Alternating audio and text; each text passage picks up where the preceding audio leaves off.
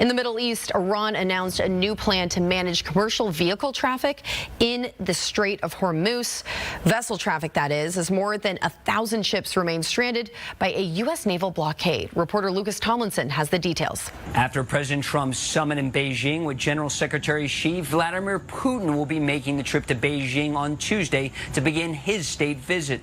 President Trump sat down with Fox News' Brett Baer and explained why opening up the Strait of Hormuz remains a challenge.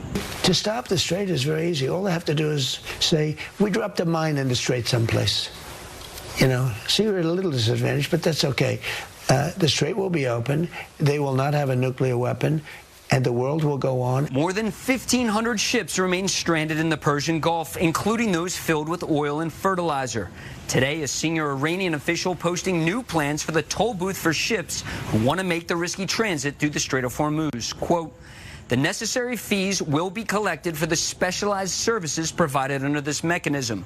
This route will remain closed to the operators of the so-called Freedom Project.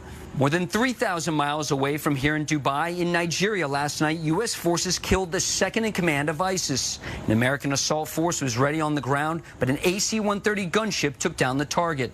War Secretary Pete Hegseth posting, back in November 2025, President Trump declared to the world that we will help protect Christians in Nigeria and instructed the Department of War to prepare for action.